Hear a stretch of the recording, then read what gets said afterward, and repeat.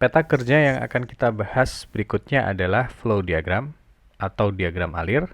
Flow diagram atau diagram alir ini merupakan salah satu peta kerja yang dia disajikan dalam bentuk tata letak fasilitas, facility layout, yang dia dilengkapi dengan adanya garis-garis yang merepresentasikan pergerakan dari material atau pergerakan dari pekerja dari satu lokasi ke lokasi lainnya yang ada di fasilitas.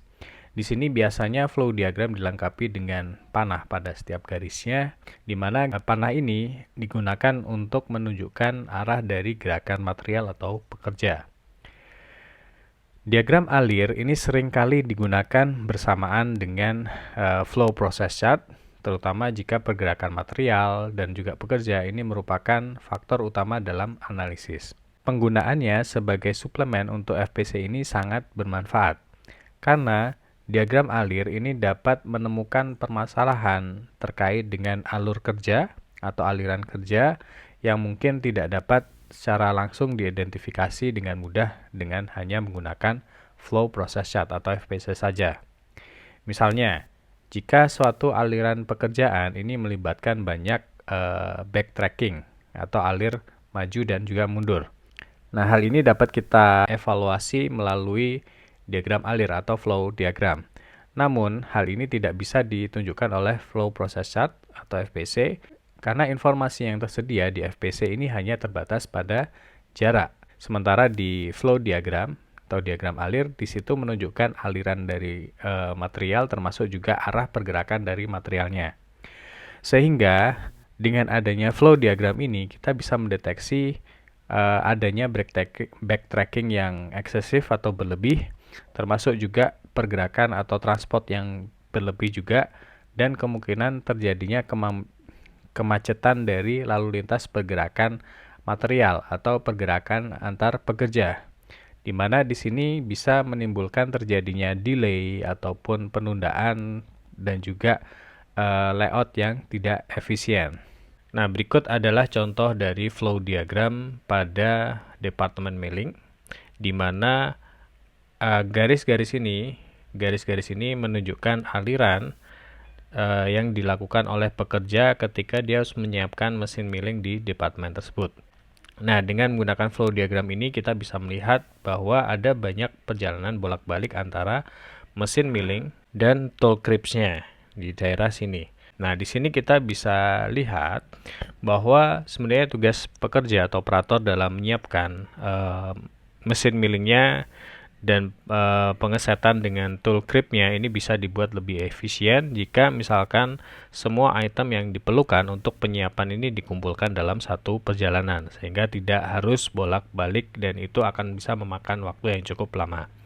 Selain ditunjukkan dengan garis dan panah seperti di gambar sebelahnya, flow diagram juga bisa dilengkapi dengan simbol dan angka-angka yang sesuai dengan FPC, yang fungsinya adalah untuk memudahkan analis dalam mengidentifikasi setiap aktivitas di setiap lokasi dan juga arah pergerakan aliran aktivitas dari pekerja ataupun material. Nah, di sini adalah contoh flow diagram yang lebih lengkap lagi, di mana di sini kita bisa melihat aliran dari material ataupun proses yang akan dilalui oleh material ataupun pekerja. Kemudian masing-masing kita bisa tahu kira-kira aktivitas apa saja yang terjadi, misalkan di bench atau mungkin di barrel storage, apa yang mereka ambil atau apakah ada proses dan seterusnya. Nah, ini akan lebih memudahkan bagi analis dalam mengidentifikasi proses-proses yang katakanlah di situ dianggap tidak perlu atau mungkin tidak efisien, termasuk juga di sini bisa bermanfaat dalam melakukan improvement terkait dengan pengembangan atau perbaikan tata letak pabrik atau fasilitas yang lebih ideal. Karena dengan adanya flow diagram ini kita bisa melihat kemungkinan terjadinya backtracking ataupun kemungkinan area kemacetan lalu lintas yang ada dalam layout fasilitasnya.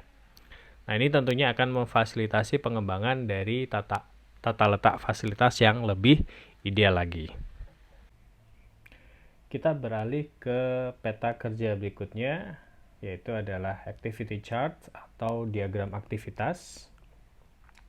di mana diagram aktivitas ini adalah diagram yang berisi daftar aktivitas kerja dari satu atau lebih subjek, bisa pekerja, mesin, ataupun juga tangan kanan dan tangan kiri, yang diplot dengan skala waktu untuk menunjukkan secara grafis berapa lama waktu yang dibutuhkan untuk setiap aktivitas, atau berapa lama waktu yang dibutuhkan untuk melakukan suatu aktivitas. Dan sama seperti peta-peta kerja yang lainnya, operation chart ataupun flow diagram, aktivitas yang ditunjukkan dalam diagram aktivitas ini biasanya juga merupakan tas-tas atau aktivitas yang sifatnya adalah berulang, sehingga bisa dibuat dalam peta sederhana yang bisa merepresentasikan daftar aktivitas kerja dari seseorang. Nah, di sini ada beberapa tipe aktivitas chart atau diagram aktivitas. Yang pertama adalah two hand process chart atau peta tangan kiri dan tangan kanan. Kemudian ada worker message chart. Peta kerja ini itu menunjukkan interaksi antara pekerja dengan mesin. Kemudian ada worker multi machine activity chart, yang mana peta kerja ini menunjukkan aktivitas dari seorang pekerja ketika dia berinteraksi dengan beberapa mesin. Dan yang terakhir adalah gang activity chart atau multi worker activity chart, yaitu peta kerja yang menunjukkan sekumpulan pekerja yang dia melakukan penanganan terhadap mesin. Berbeda dengan peta-peta kerja yang lainnya, di mana peta-peta kerja seperti OPC, FPC ini menggunakan simbol untuk menunjukkan aktivitas pekerjaan atau operasi. Diagram aktivitas ditunjukkan dengan garis dan batang vertikal, di mana batang tersebut itu diarsir atau diwarnai untuk menunjukkan jenis aktivitas yang dilakukan. Jadi di sini ketika satu bar atau satu batang di sini ya, ini ketika bar ini, nah, batang yang diarsir atau diberi pewarnaan ini menunjukkan jenis aktivitas yang dilakukan. Nah, di tabel ini kita bisa lihat kira-kira bentuk arsiran atau warna yang digunakan itu akan menunjukkan satu jenis aktivitas tertentu. Misalkan satu area itu diberikan arsiran warna hitam atau pewarnaan dengan warna biru, maka ini menunjukkan aktivitasnya adalah aktivitas operasi. Sama seperti operasi ketika misalkan kita gunakan dalam operation process chart ataupun flow process chart. Kemudian arsiran warna abu-abu, atau kalau misalkan kita berikan warna ini digunakan warna kuning, artinya aktivitas tersebut adalah aktivitas inspeksi, di mana seorang pekerja itu melakukan inspeksi, melakukan pengecekan entah itu kualitas ataupun kuantitas dari produk atau dari material. Kemudian ketika areanya ini diarsir warna putih atau kosongan, artinya aktivitasnya ada idle, bisa mesinnya itu menunggu atau mungkin berhenti atau tidak melakukan aktivitas apapun. Aktivitas lain seperti misalkan bergerak atau berpindah dari satu tempat ke tempat yang lain atau aktivitas transportasi, maka di sini akan ditunjukkan dengan arsiran berupa garis diagonal, atau bisa juga dengan penggunaan warna hijau. Dan untuk warna merah atau arsiran garis horizontal, maka di sini menunjukkan aktivitas pekerja itu memegang suatu objek dalam posisi yang fix tanpa melakukan aktivitas terhadap objek atau material tersebut. Nah, berikut adalah contoh dari activity chart, di mana biasanya activity chart ini memiliki beberapa skala waktu, yaitu activity time yang menunjukkan durasi waktu untuk setiap aktivitas, dan cumulative time atau waktu akumulasi, yang mana ini merupakan gabungan dari beberapa waktu aktivitas. Ini adalah contoh ketika seorang pekerja itu melakukan sebuah task atau tugas yang sifatnya repetitif.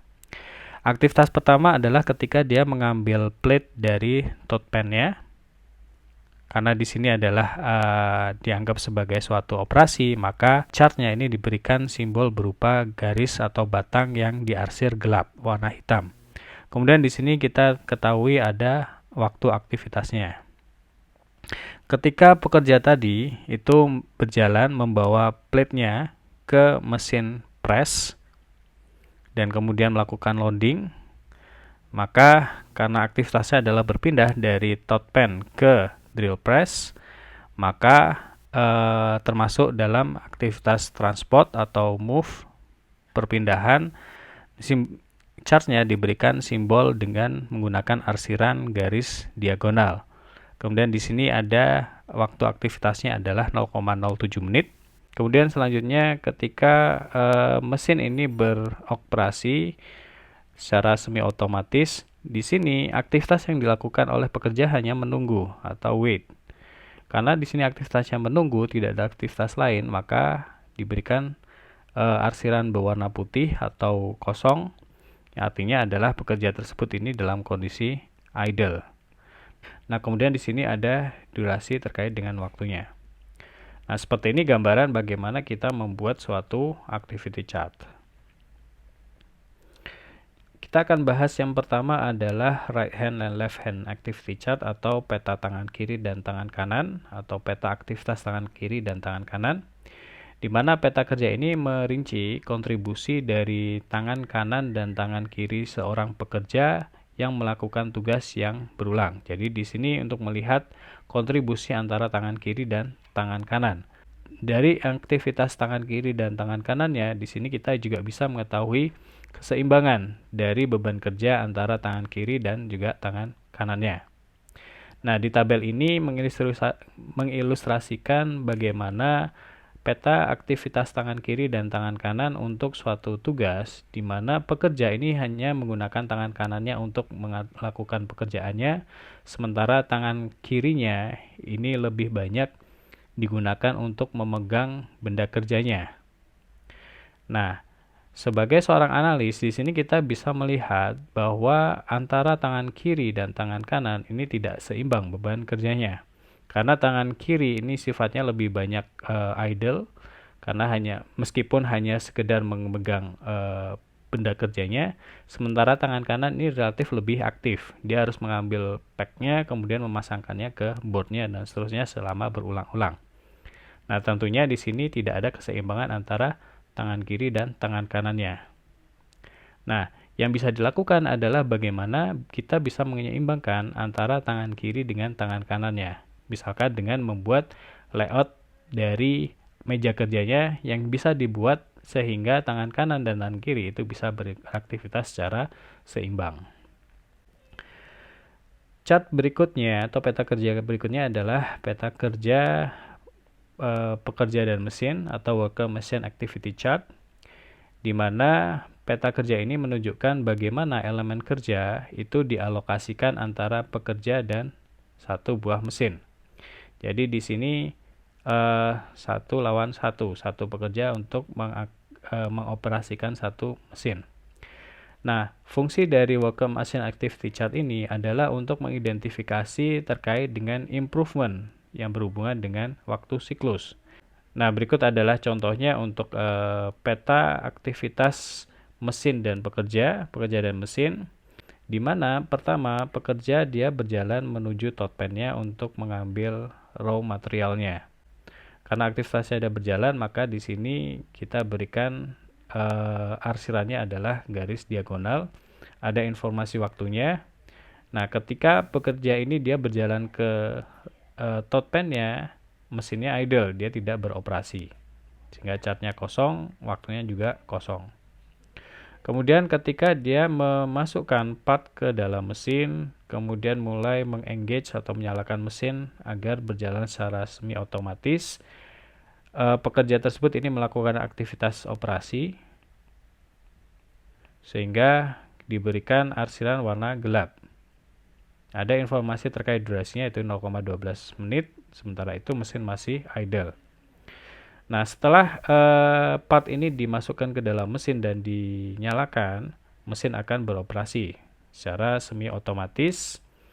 Nah, karena mesin yang beroperasi, maka chartnya adalah berwarna hitam, artinya mesin tersebut sedang bekerja atau beroperasi. Sementara pekerja ini idle, dia menunggu sampai selesai operasinya selama 0,75 menit. Nah, setelah mesinnya ini selesai beroperasi, maka pekerja akan mengunload, mengambil finish part-nya dari mesin simbol chartnya adalah warna hitam, ada durasinya 0,1 menit. Kemudian pekerja mentransportasikan atau memindahkan finish partnya dan menyimpannya di tote pen. Aktivitasnya adalah berjalan dengan waktunya adalah 0,15 menit. Nah, ketika proses unloading dan transport, ini mesin idle, sehingga di sini kita berikan warnanya adalah warna putih. Nah, kalau kita lihat di sini ada ketidakseimbangan antara pekerja dengan mesinnya. Nah, sebagai seorang industrial engineer atau analis, di sini kita bisa melakukan redesign terhadap hubungan antara pekerja dengan mesinnya, sehingga katakanlah ketika mesin beroperasi, pekerja itu bisa tidak hanya menunggu, tidak hanya idle, tapi bisa melakukan aktivitas yang lainnya yang berkaitan dengan siklus ini. Nah, ini adalah gambaran terkait dengan worker machine activity chart. Nah, seringkali pekerja itu tidak hanya menangani satu jenis mesin saja, tapi bisa jadi pekerja itu akan beraktivitas dengan beberapa mesin. Nah, makanya di sini kita perlu juga membuat peta aktivitas pekerja dan beberapa mesin, Worker Multi-Machine Activity Chart, di mana ini bisa kita gunakan untuk melihat atau mengindikasikan bagaimana interference dari mesin ketika seorang operator itu dia harus mengoperasikan beberapa mesin di saat yang bersamaan. Nah, di gambar ini adalah gambar dari peta Worker Multi-Machine Activity, di mana pekerja itu dia berinteraksi dengan dua mesin, yaitu mesin 1 dan mesin 2. Nah, dengan menggunakan activity chart ini kita bisa mendesain bagaimana ketika mesin 1 itu beroperasi, mesin 2 juga beroperasi dan pekerja itu tidak idle. Jadi di sini ada penghematan waktu yang dilakukan oleh pekerja dan juga mesin, sehingga output produksi itu diharapkan bisa lebih banyak. Peta berikutnya dan yang terakhir adalah gang activity chart, di mana gang activity chart ini kebalikan dari worker multi-machine activity chart.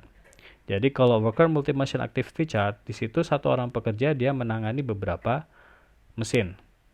Tapi di sini gang activity chart ini mengindikasikan aktivitas yang dilakukan oleh dua atau lebih pekerja ketika mereka bekerja sebagai tim dalam menangani suatu mesin atau suatu peralatan. Nah, gang activity chart ini biasa disebut juga dengan multi-worker activity chart dan bisa kita gunakan untuk menganalisis suatu operasi dalam beberapa stasiun dengan menggunakan satu chart. Tujuannya adalah untuk mengordinasikan aktivitas antar pekerja dalam satu mesin dan membalance beban kerja antar pekerja, sehingga antara pekerja satu dengan pekerja yang lainnya ini memiliki beban kerja yang kurang lebih sama.